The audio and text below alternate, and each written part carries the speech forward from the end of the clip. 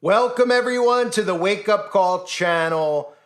We are seeing technology getting closer and closer and closer to being underneath the skin. And this wearable technology is getting more insane by the day. And now we have AI-powered necklaces, which will be your friend. That's right, your friend. So you can invite this demonic technology not just into your life, but you can start getting comfortable with it so that you become one and the same with it. Almost like your imaginable friend, just your imaginable friend is Pazuzu, right? The friend is a pendant that will talk to you via text, not voice, when you're lonely or just any time you want a conversation. And this is the frightening reality that we're starting to see around us. And obviously, COVID contributed to this heavily because having children and young people locked down for a long period of time, even though the lockdowns may not have seemed as long, schools were shut down for a long period of time. People were social distancing from each other. And not just children, adults started to obviously become more dependent on technology. They were forcing you to become more dependable on technology. They were forcing people to work from home, forcing them into doing everything via Zoom, via FaceTime. This was all done by design.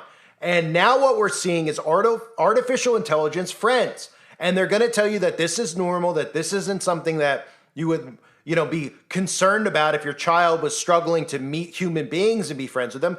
They're going to start convincing you that AI is a better friend than an actual human is, because they're going to continue to normalize AI. And of course, they're going to make us second-class citizens to AI in the future, which is why recently when I've been doing videos about Scarlett Johansson and these Hollywood celebrities who are coming out pretending like they're upset about AI, they're trying to get artificial intelligence laws in place so that when everybody out there realizes the dangers of AI and how AI should not be regulated, shouldn't even be allowed in our society for many, many reasons, that'll be too late. There'll already be laws in place that establish AI as an entity, and that's what they want to do. But let me play for you this clip of AI friend. This is an absolutely frightening reality that we're living among. All right, welcome back. This story caught our eye. AI around your neck. A Bay Area company has a pendant that you wear on your neck that offers you encouragement throughout your day. The pendant is called Friend. Would you wear it? Here's our business and tech reporter, Scott Budman. I don't know how to woo very good. It's the video Silicon Valley is talking about. I know, the effects are crazy. A teaser for a wearable product called Friend, which promises to be just that if you consider AI to be your friend. You kind of have this feeling of no judgment, and I think that allows you to be a lot more authentic with it. Avi Schiffman, the 21-year-old who created Friend and spent just shy of $2 million for the website friend.com, describes his product as a good listener. Sorry, I got you messy. The most similar relationship you could attribute it to might be a relationship with God, where it's this kind of omnipresent, all-knowing entity that you have around you that you can kind of like talk to in a silent, private, confidant way with no judgment. Not everyone is sold yet. It sounds like it's designed by people that don't know how to make friends. But tech professor Ahmed Banafa, who's tried many AI devices, says this might hit the mark. It's remind me with the case when you are, you have a very close friend and you feel comfortable saying, some kind of a dumb thing to that friend without worrying that they're going to judge you. The company says the device will cost $99 when it's available, no subscription necessary, and it'll essentially work like this. Put the lanyard around the neck. It'll have a pendant at the end of it. You push a button on the pendant and it will give you encouragement, advice, feedback on whatever it is you've been talking about.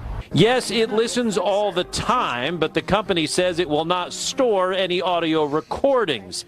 Schiffman believes it's an example of how AI can help.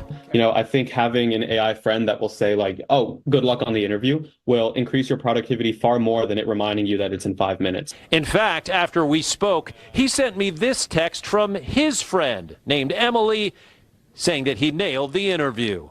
Scott Budman, NBC Bay Area News. As you can see some of the creepy stuff from that clip. You nailed the interview, Avi. Your passion for Friend really shines through. I mean, this is all just sick. And I want to say it's embarrassing, but really what's going on is they're making children so dependent and obsessed with technology. This falls on the parents who are putting this onto their kids. Now, when I was young, a lot of parents would put us in front of a television set, and that was no better. Looking back on it, that was very toxic and poisonous to a lot of us, right? We grew up on Disney, we grew up on a lot of this mind control programming, and it took us time to break free from it.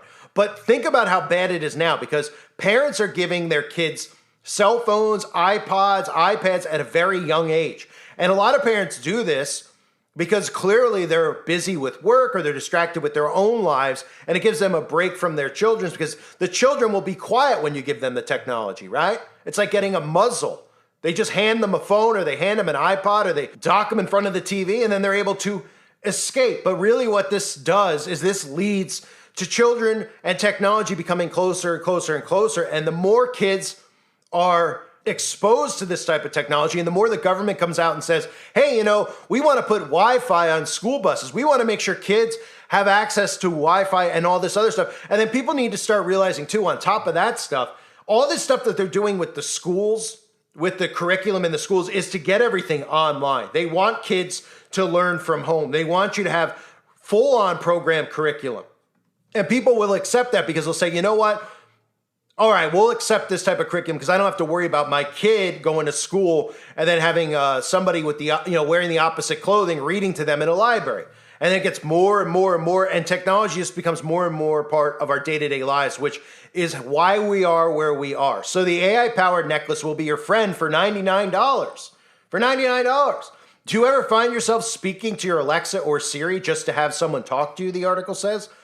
Then you might be the right audience for an upcoming AI-powered necklace called Friend. Now, anybody out there that's speaking to Alexa or Siri seriously needs to remove this type of technology from their life. People are, because of all the stuff that they're doing, not to mention, we can talk about COVID and how they locked everybody up and everybody was forced to do more stuff online, right? Instead of going to places and meeting people. But the other thing is all this division that they're causing is also playing into this. Because people don't want to meet other people. People are getting disgusted with other people's behavior. Obviously, we know they're making it so that if you're a Democrat, you can't even have a conversation with a Republican, and vice versa. So it makes it even difficult for these people to go out because they're afraid they start talking about something or say the wrong thing that they might get into a confrontation with somebody, right? Or let's not forget the Me Too movement, where they pretty much told men, hey, if you do a cat call at a woman, if you say, hey, you're beautiful, that it's sexual harassment. That men out there suddenly were going, wait, I can't even tell a girl she looks pretty. And then the girl who's probably, likely wearing no clothing, because this is why they've trained everyone, right? The girl's pretty much scantily clad, and then a guy says something to him. They're like, why are you hitting on me? How dare you hit on me? But they have no clothes on, right? So it's a giant, huh? I mean, he's trying to get attention, or you're comfortable in this. I mean, everything that they're doing is just causing a mass psychosis. So it makes sense that people are turning to technology by default because they're causing all of this stuff. So people out there, if you're speaking to your Alexa or your Siri, you should realize, hey, you know what? Maybe I need to get this stuff out of my phone, out of my home, because these things aren't just there to help you, obviously. These things are also spying devices. And they even tell you that this necklace is a spying device. The $99 necklace can't turn your lights on or off or Google things like the Alexa can. Its aim is to keep you company if you're lonely. Friend also doesn't speak back to you via an AI voice like Amazon's Alexa. Instead, you tap your pendant to start the conversation, and it responds via text. And again, this is like right out of Black Mirror. They even tell you in these articles, it sounds like a Black Mirror episode, but it's all cool. It's all, predictive programming, anyone? I mean, all this stuff that's going on with technology, they've revealed in a lot of movies. A lot of this stuff with AI, we've seen over the years with AI becoming friends with humans. This even goes as far as to say that this device may also initiate conversations. The FAQ notes that when connected via Bluetooth, Friend is always listening and forming their own internal thoughts. It says, quote, we have given your friend free will for when they decide to reach out to you. So, in other words, you could be sitting in your home, this thing's listening to you. It's listening to what you're talking about, right? Say you're at the dinner table and you're talking about the New World Order, right? Go figure. Who's doing that other than this guy? Right? You're at the dinner table talking about the New World Order. Suddenly, you might get a beep, beep, because your device, which is listening to, which is already happening, if you have the Alexa, if you have a cell phone in your home, all these things are listening to us. You could just go look at all the patents they have and go look at what the Patriot Act is really about, which is giving them the right to listen to us 24/7. But You could be sitting at the table talking about that, getting a beep, beep, beep, getting a page from some mysterious artificial intelligence, which will probably, I wouldn't be surprised if the text that you get is just a Wikipedia definition of what New World Order is, right? Kind of like what we see underneath all these videos. Anytime there's a topic discussed, they put a little blue box underneath it so they could try to get you brainwashed into their Wikipedia, which again is anytime you see the Wikipedia underneath it, just believe the opposite, because they're trying to force people into believing their lies, and they're so pathetic and desperate that they have to put Wikipedias under videos that have the title New World Order in it. But nonetheless, your device will be listening to you while you're at the dinner table, and it'll just decide out of nowhere that it wants to make a request, it wants to say something to you, wants to send you a message, wants to reach out. Is anybody frightened about this? I mean, what type of people are looking at this saying that this is wonderful, this is neat, and this is cool? I mean, clearly people are living in a different reality.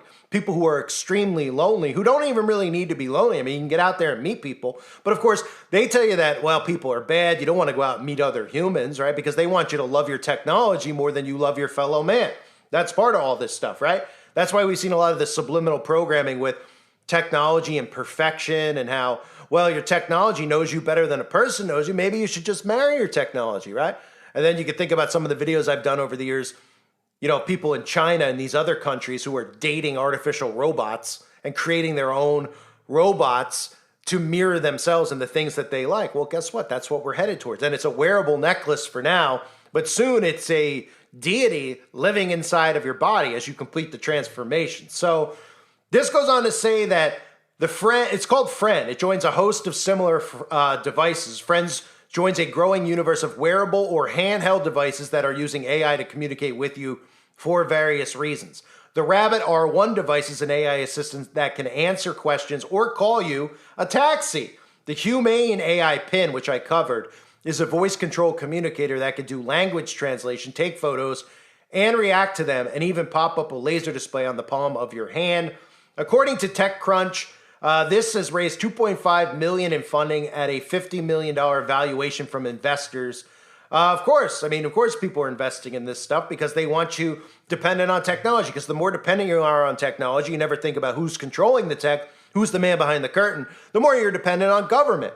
Because if you can't think freely and you're thinking, and all the thinking that you think you're doing is via your technology, well, guess what? Guess who controls that technology? Guess who will essentially control you? And when the technology's underneath your skin, well, then they'll have full control over you. So this is the latest horror story that we're seeing played out in reality. An AI-powered necklace that will be your friend. It'll talk to you. It'll text you. It'll have a conversation with you. It'll even reach out to you when you're at the dinner table with your mom and dad or whoever else you may be sitting there with, just to say hi. Don't worry, it's just Beelzebub checking in and saying hello. I thank everybody for being here. Hope you're all doing well. God bless you as always and your families.